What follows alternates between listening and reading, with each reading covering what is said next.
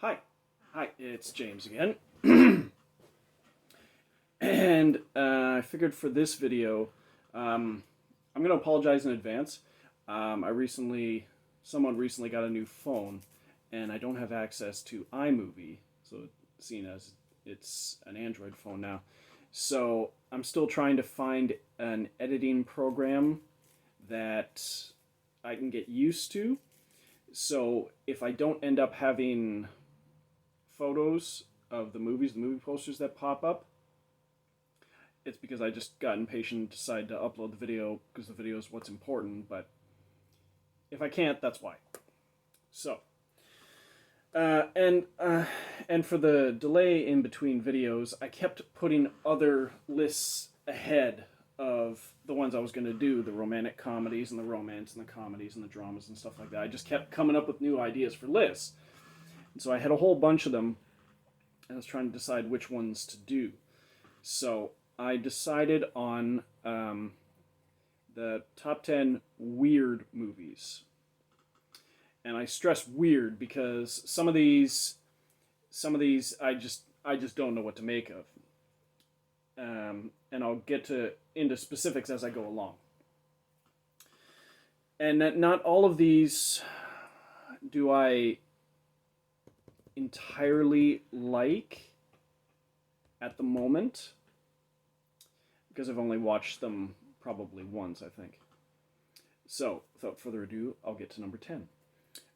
Number 10 is a Terry Gilliam film from several years ago called Tideland. And this was one where he was making the Brothers Grimm. And he was having issues with the Weinsteins, and they had a break in shooting. And while he had the break in shooting Brothers Grimm, he went off and made Tideland. Went off and made a whole other movie, and then came back and finished Brothers Grimm. And Brothers Grimm was much more high profile and got the big release, and Tideland didn't. And I haven't seen Brothers Grimm in a long time, and I remember it was pretty good. And then I finally watched. I've had Tideland for several years, and I finally watched it. And only having watched it the one time, I didn't entirely enjoy it when I watched it, but there's something about it, and it's basically, you have Jeff Bridges as the father, Jodelle Ferland as his daughter, and I can't remember who plays the mother, if it was even the mother, but she dies of a drug overdose. So Jeff Bridges basically takes his daughter, they pick up, and they move out into the middle of, like, the prairies, it seems. And the first night they get to their house out in the middle of nowhere, and the first night they're there, he dies of a drug overdose. But she leaves his body there to decompose, because I don't know if she starts to go crazy, but a lot of weird things start happening. She comes into contact with like a very strange cast of characters that you look out the window and stuff like that, or in the surrounding prairies, and there's almost nothing around. So, like, she has to travel pretty far to meet up with these people, and I need to give it another watch, but it is very, very strange, the things that happen in this movie. The scenery is beautiful. I'll give you that. I'll give them that. The scenery is beautiful, and the performances aren't bad. It's just the events that happen in the movie, and the visuals are very, very, and off-putting, unsettling to a degree. Anyway, it's Tideland. Number 9. Number 9 is called A Field in England, and this is a movie done by Ben Wheatley, who did, like, Kill List and High Rise, Free Fire. But he did a black and white one called A Field in England, and it's basically, I don't know if it's Revolutionary War. It obviously takes place over in England. These two soldiers get separated from maneuvers or the battle, and lose their way in this field. And they meet up with this guy who's, I think he's known as the alchemist, or he is an alchemist. And it's almost as if they keep traveling all around this field, and it almost seems as if they can't escape, because they're in this field forever and they're not getting anywhere. But there's it's an impressive it's an impressively told story, and this is one of those modern movies that are made, or at least released in black and white, where I think it works. There's been other movies that were released in color and then later released in black and white, and I thought the color version worked better. The Mist, first episode of Walking Dead, and there was another one. The Mist and first episode of Walking Dead were both Frank Darabont, and the other one, oh yeah, Mad Max Fury Road, the Black and Chrome edition, and Logan Noir. I thought they worked better in color, but the ones that I initially saw in black and white I think work well. Like The Man Who Wasn't There, the Coen Brothers movie, that was shot in color and released in black and white, but I can't picture. I'm pretty sure a color version exists, but I wouldn't prefer it. Anyway, A Field in England. The costumes are great, the cinematography is great, the performances are great. There's some very strange things that happen in this one. A Field in England. Number 8. Now this was a movie I initially detested. I really hated this movie. And my opinions softened on it somewhat.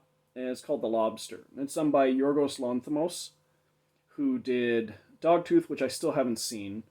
He did Killing of a Sacred Deer, which is very good.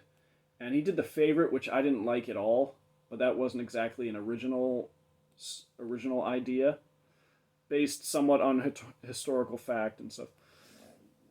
Excuse me. This one, it's basically dystopian future where if you're single, if you're married or in a relationship, fine. But if you become single or are single to begin with, that's not accepted by society, and you are sent to this hotel. And you are given 30 days to meet up with someone, form a relationship, or at the end of 30 days, you get turned into the animal of your choice. And the lead in this film is Colin Farrell, and he shows up with a dog, which turns out to be his brother, or was his brother. And his animal of choice is a lobster, because they're cold-blooded, they live a long time, and they mate for life, if he ends up not meeting someone. And this one is very strange because the dialogue, this one and Killing of a Sacred Deer, the dialogue is just, it's almost like they say with very little or no emotion exactly what comes into their head. And so it's dialogue that it's conversations that you would never have with someone. Words that would never come out of your mouth in public. They just like spout all these feelings and phrases and ideas and stuff to each other, and it's just taken as normal. And he ends up, in their spare time at the hotel, they also get tranquilizer guns and hunt down loners, people who have escaped or just decided they want to live on their own out in the forest. And they get credit, or I guess they get their stay extended at the hotel. And yeah, I don't hate it anymore. I wouldn't go so far as to say I love it or like it a lot, but I can appreciate it.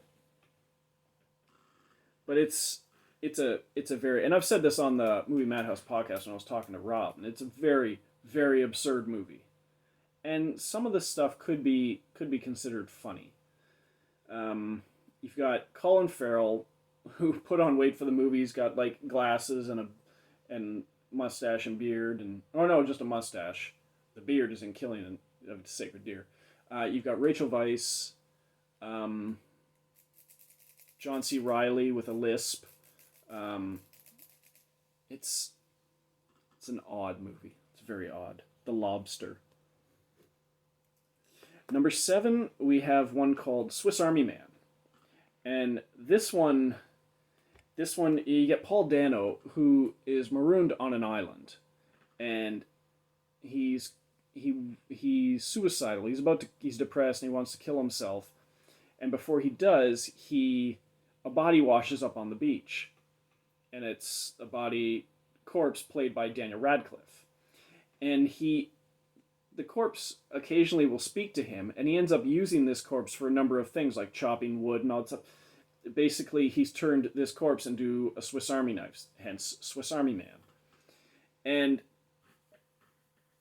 this one, I won't spoil because it does have a bit of a twist at the end, but the conversations they have are pretty amusing, and the things he uses Daniel Radcliffe's body for are very strange, including using the body's farting, because the air is escaping the dead body, to propel him across the water. It's out of this world. But an impressively done movie, nonetheless. Swiss Army Man. Number 6 is a movie called The Doom Generation. There's a filmmaker named Greg Araki who has made several movies, and they used to be fairly strange, and they got more normal or more mainstream as he went along. But his early movies, a couple of them I haven't seen, Totally Effed Up and The Living End, but he did, I think it was his Apocalypse trilogy or something. It was Totally Effed Up and The Doom Generation and Nowhere. And The Doom Generation, you've got three people in there. You've got Xavier Red, Amy Blue, and what was the other guy's name? It was James Duval, Jonathan Skeck, and Rose McGowan. And let me see. And you've got James Duval and Rose McGowan are a couple, and they meet up with a drifter, Jonathan Skeck. And James Duval is Jordan White, so red, white, and blue. And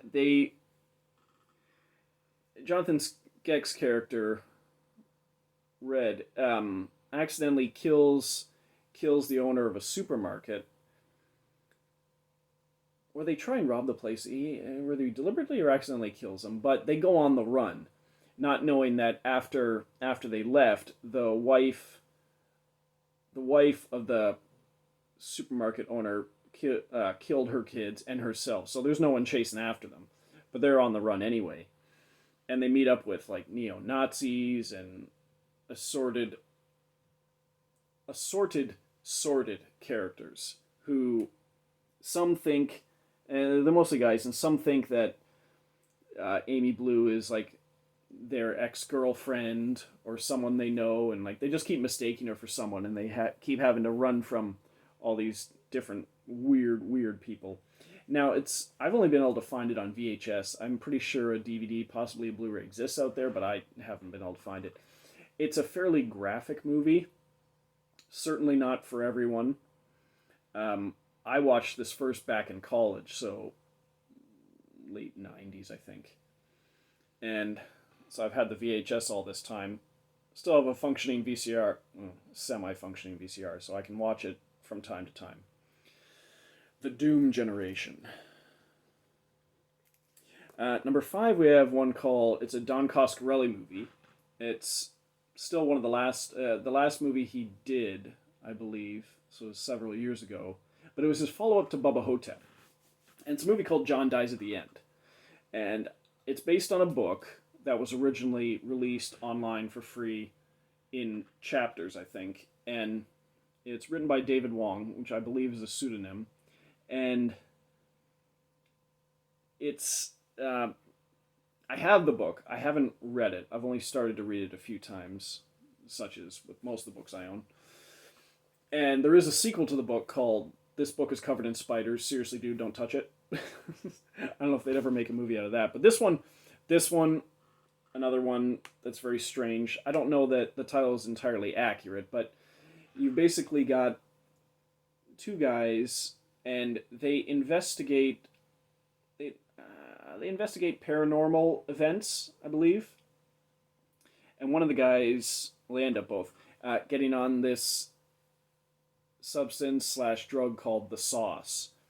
And it basically, well, not basically, There's nothing basic about it. It allows them to see strange things, see into the future, see into the past, and Don Coscarelli reflects this on screen with like very, very, very not disturbing, but very strange visuals.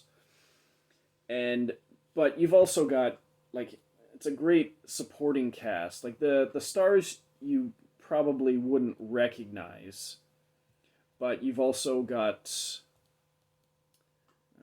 Clancy Brown is in there, Paul Giamatti. The movie starts basically with Dave Chase Williamson telling his story to this, I guess, reporter, Arnie Blondstone, played by Paul Giamatti. And that's what most of the movie, at least half the movie is them in a diner talking about this. Let me see, you've also got Glenn Turman, Doug Jones is in there, Daniel Roebuck, Johnny Weston. It's very odd. But if you're a fan of Don Coscarelli movies, I think you would enjoy it. I've seen it a few times, and it's still hard to describe. I'm gonna have to get around to reading the book eventually, possibly make more sense. John dies at the end. Number 4, we have a David Cronenberg movie, and shocking that I don't have more David Cronenberg movies on here, but this I would consider his weirdest movie of the ones I've seen. Like, The Fly isn't weird. It's a sci-fi / horror, and I think it's pretty cool. I haven't seen Videodrome or Naked Lunch, but Cosmopolis, based on a book, and I looked into it, and apparently he pretty much adapted the novel directly into his screenplay. I don't think he changed hardly anything. And you've basically got this rich businessman played by Robert Pattinson, who spends most of the movie in a limousine and making various stops along the way with, again, assorted characters, and it's a very confusing movie, but it's very impressive. The visuals and the turns the story takes. Let me see. Robert Pattinson, Juliette Binoche, Sarah Gadon, Matthew Almeric, Paul Giamatti again, Kevin Durant, Emily Hampshire, Samantha Morton, Jay Baruchel's in there. Great cast, great movie, just very, very difficult to wrap your head around. I don't know if the book's any easier, but Cosmopolis. Number 3, we have The Cell. And this was the debut movie, I believe, from Tarsem Singh, who probably to date his weirdest movie, if you ask me. And I think I've seen all but one of his movies, because he did The Fall, he did Immortals, that sort of Greek mythology movie that came out around the same time as the Clash of the Titans remake. That had the Immortals had like Stephen Dorff, John Hurt, Mickey Rourke, Luke Evans. The star was Henry Cavill, pre Man of Steel, and it was impressive. He also did Selfless, the one with Ben Kingsley and Ryan Reynolds, which I never got around to watching. But The Cell was one I saw in the theater back in college, and for a while after, I knew it was weird, but I still couldn't determine whether or not I liked it. But the visuals are undeniably beautiful. A little bit graphic. You've got Jennifer Lopez, who is like a psychiatrist or therapist who specializes in going into her patient's mind to try and connect, because she has one of her patients is a little boy who's comatose.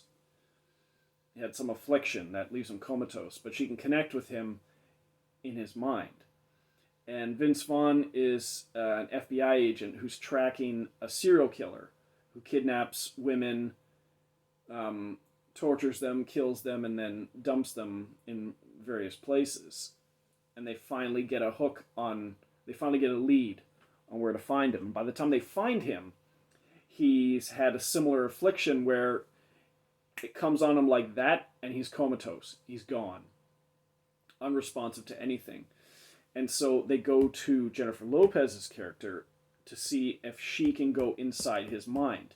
Because he kidnapped a girl, and she is currently being held in an unknown location and is going to die soon. So they need to get in his mind to find out the location of her before she dies. But the fact is, he is a very demented individual, so his mind is like a house of horrors.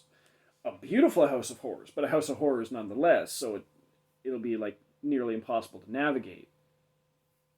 And she at one point loses herself in there, becomes convinced it's real, and Vince Vaughn has to go in to get her.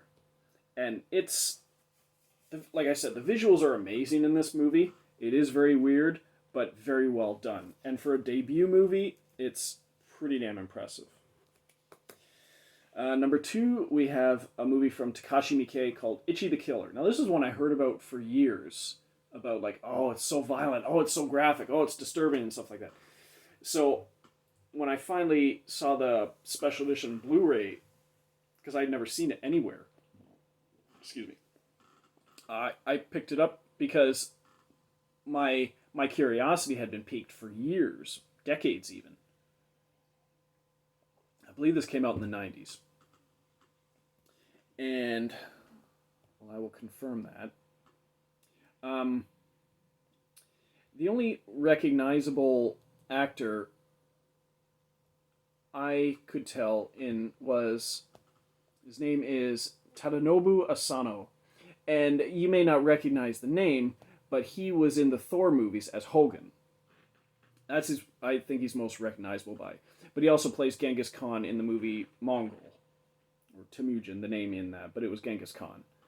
He was in Battleship too, yeah. And I wouldn't recognize any of the other actors, but you basically got, he plays Kakihara. And they're gangsters, and there's this character, Ichi, and he seems like a very meek, timid guy who's also very good at killing people. So it's a very strange dynamic he has.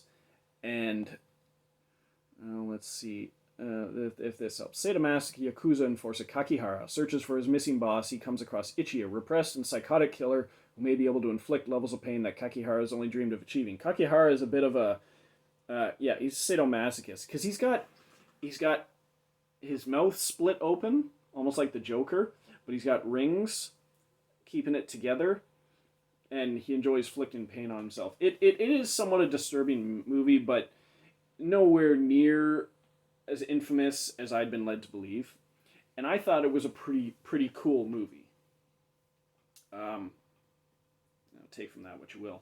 I haven't seen all of Takashi Miike's movies, only a small handful of them, because he is a very prolific filmmaker. But he has made some impressive movies.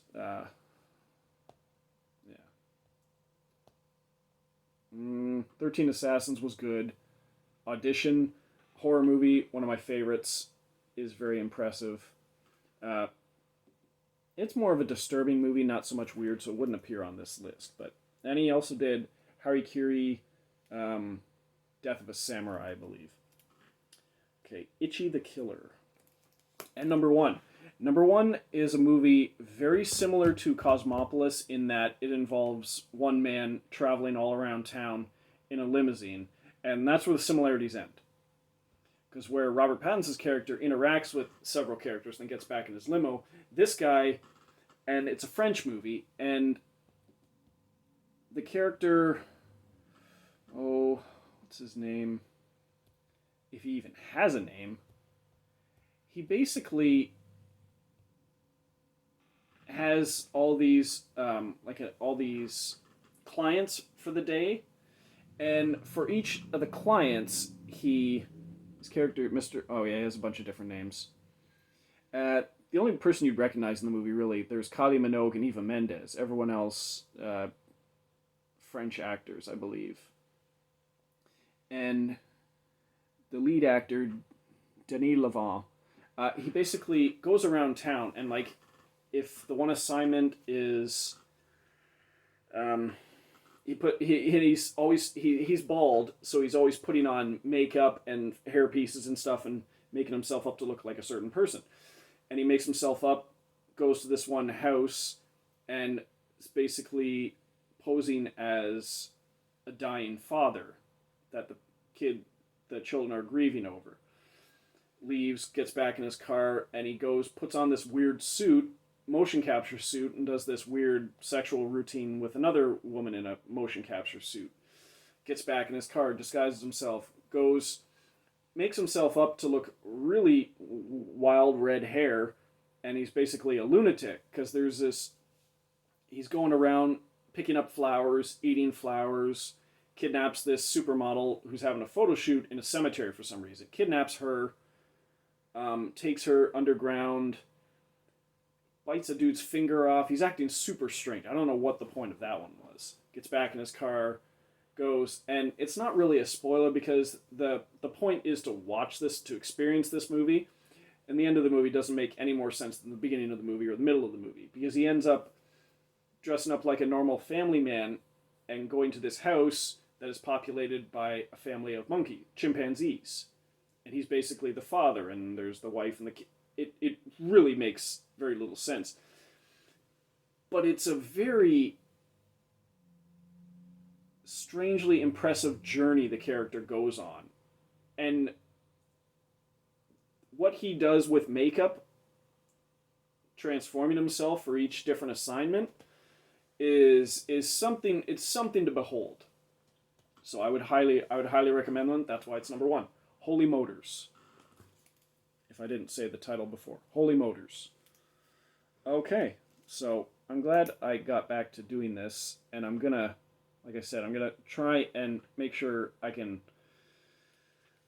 get the editing program to work so I can put up the periodic movie posters. If I can't, I hope my descriptions were sufficient and you can look them up. So, that is it for this one. I'm not sure, because of all the ones I have to choose from, which one's going to be next, but I'm going to get to it. So, thanks for watching, and toodles.